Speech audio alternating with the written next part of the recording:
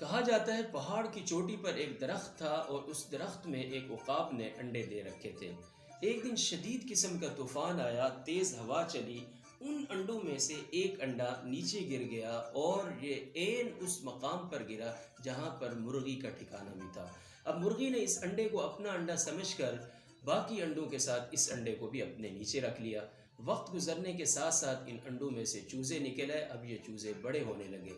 ایک دن یہ سارے چوزے جمع ہو کر کھلے آسمان کے نیچے دانہ چگنے نکلے ہوئے تھے کہ عقاب کے بچے نے اپنا سر اٹھا کر اوپر آسمان کی طرف دیکھا تو اس کو اپنے ہی جیسے کچھ چوزے فضا میں اڑتے ہوئے نظر آئے۔ اس کا دل للچایا، اس کے دل میں خواہش پیدا ہوئی۔ اس نے کہا کاش میں بھی ان چوزوں کی طرح آزاد فضا میں اڑ سکتا ہوتا۔ بس اس کا یہ کاش کے الفاظ ادا کرنا ہی تھا، اس خواہش کا اظہار کرنا ہی تھا۔ اس کے چاروں طرف وہ جو مرغیوں کے بچے تھے، چوزے تھے، وہ اس پر مل پڑے۔ کچھ نے اس کا مذاق اڑانا شروع کر دیا، کچھ نے کہا یہ پاگل ہو گیا ہے، کسی نے کہا یہ بے وقوف ہے، کسی نے کہا تم یہ کام کر ہی نہیں سکتے ہو، کسی نے کہا زندگی میں تم نے پہلی بار یہ غلطی کی ہے کہ اڑنے کے بارے میں سوچا ہے، آئندہ کبھی سوچنا بھی مت، اڑنا ہمارا کام نہیں۔ کچھ نے کہا یہ ہماری خاندانی روایات ہی کے خلاف ہے، ہم اڑتے نہیں ہیں، ہم نے تو باقی زمین پر ہی رہنا ہے، لہٰذا اپنی اوقات کو جاننے کی کوشش کرو، اڑنا ہمارا کام نہیں ہے، ہمارا کام زمین پر دانہ چگنا ہے۔ اقبال رحمۃ اللہ علیہ نے اسی بات ہی کی طرف اشارہ کرتے ہوئے فرمایا تھا، وہ فریب خوردہ شاہی کہ جو پلا ہو کرگسوں میں، اسے کیا خبر کہ کیا ہے رہو رسم شہبازی۔ اللہ تعالیٰ نے مرغیوں اور عقاب کی عمر میں اچھا خاصا ڈفرنس رکھا ہے۔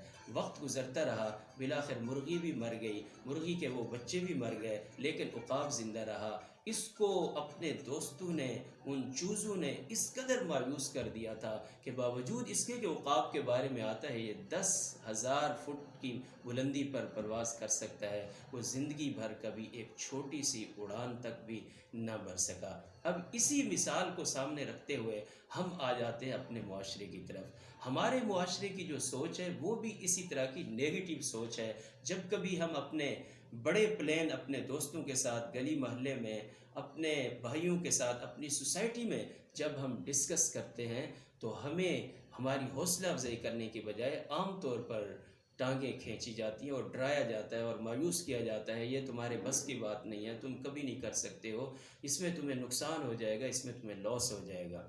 اللہ تعالیٰ ہمیں حکم دیتے ہیں، حضور صلی اللہ علیہ وآلہ وسلم کی حدیث ہے کہ اپنی ذات کو، اپنی شخصیت کو پہچانو، اس لیے کہ من عرف نفسہ فقد عرف ربہ، جس نے اپنے آپ کو پہچان لیا اس نے اپنے رب کو پہچان لیا۔